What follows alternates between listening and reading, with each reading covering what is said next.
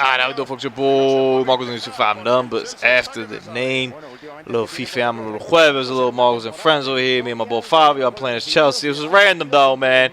I ain't mean to like destroy them like this, but it was just random. You know, you can X every once in a while. And sometimes somebody lands in the EPL and the other guy lands in like the United Emirates League, and that's that. Wherever the team he's playing with over here, man. But I want to talk about, man, didn't get a chance to put up a video, man, about Real Madrid's February, as I kind of been doing, even though we're going to dip a little bit into March in this video over here.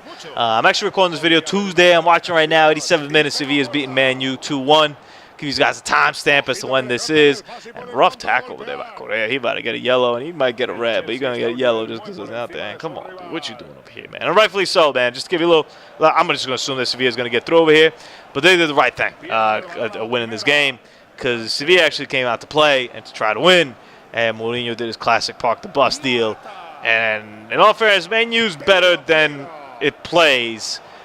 But it's still not like that great, for example. But it's definitely better than it plays. And, that's unfortunate what happens with Mourinho. And even as his old age gets better, if he doesn't feel like he has the horses to race with somebody else, he won't even let the horses try to race. And that's not fair. Either way, though, maybe they turn around over here in the next 3 minutes and I look like a fool. Highly doubt. And I don't even get me started on Lukaku, who did score, in all fairness, off a corner or whatever, but such not a Lukaku kind of guy. Anyway, though, if we want to talk about Madrid for a bit over here, man, interesting month once again, up and down to say the least, but a lot more up than in the past couple months, and in particular because of certain Cristiano Ronaldo is back and awake and a monster again. And I don't understand it. I don't know. I guess it just takes him now like 5 months to get going. Is that like kind of thing? Like it takes him a solid like 5 months for him to like warm up and to become a bicho and to become the monster and become the best thing on earth, or does it just take more Champions League games for him to actually like kill it? Because he has been on fire, man, and with him is kind of where Real Madrid's been at. I want to speak specifically about the PSG games, man. And when you look at that first leg, I think a lot of people kind of said like Real Madrid didn't deserve to win 3-1. I disagree with that. I think they played a very good game. They played up to par with PSG, which had been playing on fire all season, even though they weren't playing anybody either. But they killed pretty much everybody that they played, and rightfully so, as they should. And they came in ready over there, and I think they did a very good job. I think they played good. They got their goal kind of fluky. And in the second half in particular, at the beginning, they came out and hit us pretty strong. And I think a lot of people argue there that that's where they should have scored 2 or 3 goals, but they didn't. I mean, I don't know what we want to do about that, but they just didn't. So I ain't really much to say about that. I think Dani Carvajal, actually, it wasn't even Dani Carvajal at the time. I think it was Nacho who played that first leg. Nacho did a really, really good job of Neymar, as did the whole team kind of collectively. And that, to me, was really what set the tone over here. And you kind of noticed that Mbappe wasn't ready and just wasn't getting the opportunities either, even if we were ready. And Cavani looked bad. Like, he just looked like old and was trying to fight. Casemiro got in his head so quick in that game. It was kind of ridiculous. Casemiro played his ass off that game, man, over there. And the Real Madrid goals were great goals, man. I mean, there's nothing else to say about it, man. Like, Asensio came out in the second half and killed it. Cristiano killed it as well. Like, there's nothing really to say. I think a 3-1 score was pretty fair. I don't really know. I was kind of like concerned when I was like, or not concerned, but I was kind of surprised when people were saying that like PSG got kind of hosed there. I was like, I guess. I was like, I don't know. They didn't play like they deserved to win to me. Maybe 2-1 would have been fair, but they gave up at the end. We took advantage and we put up 3 on them. Marcelo played like a really good job over there at the end and whatnot. So I don't know. I wasn't really tripping too much about the PSG's deserving to win that first round kind of thing. I think that was fine. The question then became, can PSG come back? And that away goal, they would only need to be as 2-0, for example. And I was watching. I believe they were playing. Maybe it was Marseille when they were playing when Neymar hurt his foot. Was it Marseille? Was it Lyon? I think it was Marseille in French league when he broke his foot, and that's just unfortunate. There really isn't much to say about that. The part, though, that I will say is I think if Neymar played in that second leg, Real Madrid still gets through anyway. I don't think we probably win as comfortably as we do necessarily, but I'm pretty sure we get through anyway. That Real Madrid team that we saw in that second leg was the Real Madrid team we thought we'd see all year. And the Real Madrid team that is just animals. Like it's just beautiful. It's when they play the beautiful game the right way. And specifically to me, it starts on the defensive side. Like the consistency they had defensively in both those legs was so impressive because it's something I hadn't seen all year, and I was beginning to be very nervous that it wasn't possible. Like there was a reason why we weren't seeing it, and that's just because it didn't exist anymore. Like we just didn't have it anymore. And that was not quite the case. Now, the second leg was a little bit easier without Neymar. But they still had Di Maria, Cavani, and Mbappe. Like, that's still, like, pretty lethal, man. And Di Maria was nullified completely. Mbappe, I think, made, like, one or two nice things, and that is literally it. And Cavani was a no-show to the point where they took him out, like, real quickly over there and put in Draxler.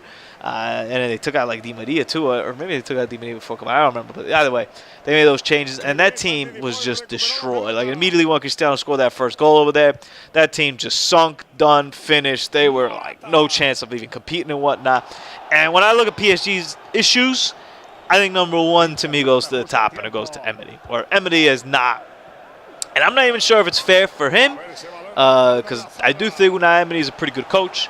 But this is a little bit above his pay grade over here. This is a little bit big over here. Whereas in Sevilla, I felt like he was kind of the dominant voice, and everybody kind of followed his lead, and he just kind of got shafted because every summer they'd sell off his best players and then bring in some other players that would then later on become their best players, and they just win the UEFA League with that, the Europa League with that. That kind of rhythm, so he never had the consistency maybe to develop a top-tier contender. And, you know, you look at the Sevilla right now over here, that's about to qualify as I'm watching to the next round. Is this team better than some of Unai Emery's teams? I don't think so, but kind of, I guess they got a couple of good draws too and whatnot. But they play their asses off, man, to get to that tough group stage like they always do. So I think Unai Emery is a solid coach. I think Sevilla is the top as he could go. He'll win all those games with PSG. Unfortunately, what PSG is competing for now, they're trying to compete with the big boys, and they're trying to win the Champions League.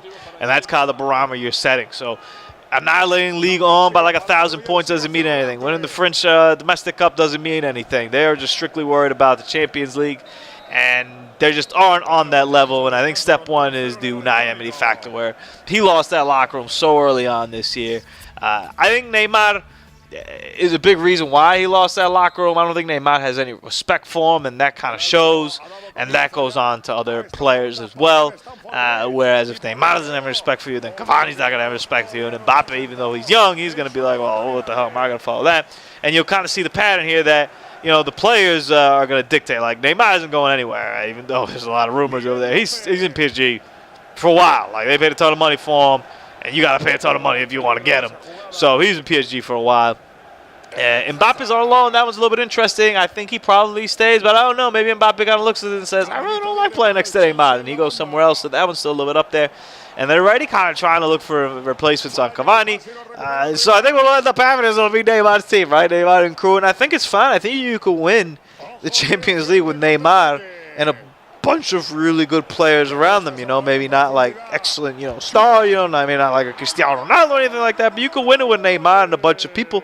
I think that's fine. He's good enough to carry the team, and he has. And he carried Barcelona, and he could carry PSG and whatnot, and I don't think he would have carried him against Real Madrid. They just got very unlucky in a bad draw over there, and they ran into Real Madrid that was honestly peaking, which is good to see, if you're a Real Madrid fan at least. You know, so I think it starts at the top with a change at head coach. And I don't know who comes in after him. I'll tell you what, the rumors kind of been like Conte coming in.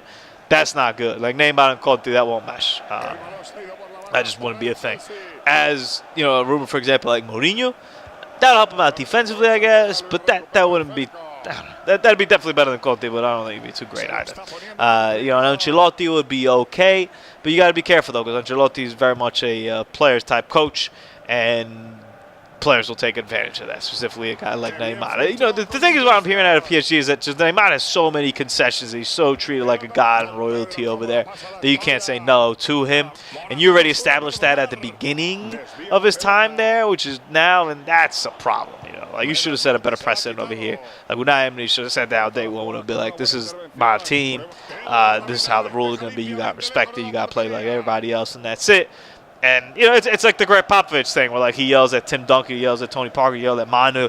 How the hell is he not going to yell at somebody else? And that's why they, like, have that success and whatnot. Yeah, I think that's fair. And that's kind of what you don't see in PSG over there. And a little bit of dissension over that. And honestly, just some strange choices too sometimes. When in the first leg, the fact that Di Maria did not come on, like especially how much that game means to him and how good of a player he is. How the hell do you not get that guy on the pitch over there, man? So the first game I really blamed Unai. I mean, the second game he was kind of hurt and he played. I think he made all like the correct subs and everything. He played as best as he could, but that team kind of just lost itself. But if you look at the Madrid side, though, it's looking pretty on the up and up, man. Guys are getting healthy over here. Cruz, Modric, whoever plays some minutes over there, you're going to get those guys back. In the meantime, you got Asensio in there, who played his ass off and played very well. Isco's still kind of the lost one over here. And Lucas Vázquez has really come out, man. And I got to say something, man. And I'm from where Lucas Vázquez is from. I'm from Galicia as well, man, so I respect Lucas Vázquez.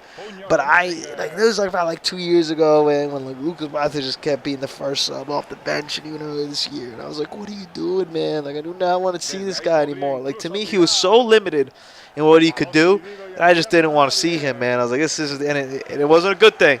But now, man, like, it is crazy, like, what he's doing, man. Like, he always had, the descaro to go and just regatear somebody, right? He always had the bravado to take anybody on one-on-one. And sometimes it would work, sometimes it wouldn't, and that's the part that I always liked about him. But now it's working more than not. And he's got the assist to him, man. Whereas before, I felt like that kind of wasn't 100% there. But now he's, got into a rhythm, a good enough rhythm where he's, meshes with, Cristiano down the middle. Could mesh with a Bale or Benzema in there, man. And he covers that right side over there with Dani Carvajal. They just alternate back and forth, and they run around like maniacs. And that, to me, is, what really killed PSG in that second leg. And, Zidane had some balls put out, Lucas Vázquez and Asensio and that crew out there. Because Lucas Vázquez just gobbled up anybody on the right side. Di Maria was not going anywhere. Lucas Vázquez was on him, man. And if Mbappe happened to be on the side, Lucas Vázquez was on him. And they played so hard, and you don't see Gareth Bale playing like that. Even though I want to say this, though. Gareth Bale does play defense. He does come back and, help out a lot. But you don't see it at that level that I saw Lucas Vázquez do it. And I think it was a very strong message Zidane sent that day to the locker room saying, hey, if you deserve to play, I'm going to play you. And that's something that most Madrid coaches have not done. That's something that Zidane could do, and that's the reason why I want Zidane to remain this coach for this team for a long time, man. Because he's not married to anybody except Benzema. I don't know what that deal is. But he's not married to anybody. No, but on the real, man. Benzema's playing horrible, yo. He's still, in there. He's, starter, no questions asked. I don't know, man. Having said all that, though, Benz has played much better as of late. And these PSG games, he played much better because Benzema's best asset is that he helps Ronaldo. He makes Ronaldo's life easier, which in turn makes Real Madrid win more. And he's been doing that. He's been helping out Ronaldo. He's making Ronaldo's life easier. He's been playing very well, coming back and touching the ball and kind of developing, plays. He's been doing that a lot more. Unfortunately, he's still misfiring at the net. I don't know. That one still hurts a little bit. In the PSG game, he had that one-on-one at the beginning of the game over there, or early on in the game. It was 25, 28 minutes or something into the game. It was a tough one. I mean, it wasn't, the easiest thing on earth. But you want your striker to bury that, and there was zero confidence if he was going to do it, and he didn't do it. There was no confidence in him either, that he was going to do it. So Benzema is still kind of a weak point, at least in terms of the finishing side, and I wouldn't mind in one of these games for Zidane to start Bale and to start Chris at the top. To me now what's going to happen is, obviously, we'll see on Friday what the draw is for the Champions League, praying we get a Roma or Shakhtar or even a Sevilla, somebody a little bit easier. Keep cruising our way along on to the final. But even if we do get somebody tough, like a Man City, or if we do get somebody like a Bayern, for example, Bayern's been playing amazing. If you haven't seen that man Hankins, they need to make that guy a statue. He comes in there and he's like, hold up, real quick, I'm going to make this team the best team in the world again, if that's all right with y'all. Yeah, Roma advanced over here, and then we got Besiktas, but Bayern got through over there. Yeah, right, yeah. I'm just looking over here at the aggregate. But even if you get a Chelsea or a Barca, something next round, tough team, you still want to kind of plan that out accordingly with the team. And I don't know what lineup Zidane's going to go for. And I think a lot of it will be matchup based. He kind of seems to be doing that.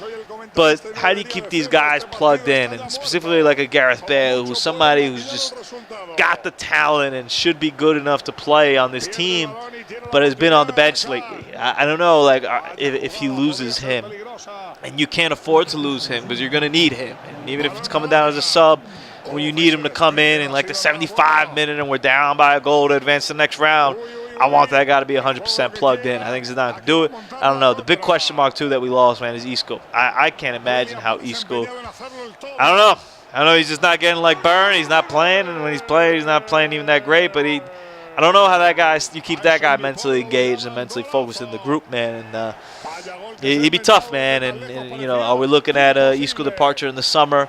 Those rumors are always out there, but this year to me it feels like a lot more. Because all of a sudden Asensio's like starting over him, and Lucas Vazquez starting over there, and he's got to be looking around like, yo. Now, the one thing I do like about Madrid, though, and I think that helps him out over here, aside from having Zidane, who's been through all this and has been figuring out how to fight this whole rigmarole and all this, is the group seems very collected and very united, man, from top to bottom, everywhere. There's no real dissension between the guys. Everybody gets along. Everybody knows we're playing for the Champions League this year. This Champions League's a bust. We're going to try to win our league games throughout as well. You know, we've already sucked enough at the beginning of the season. So I'm curious. We'll see how the draw comes out on Friday. Hopefully it's not too difficult, and if it is, a la Madrid either way, man.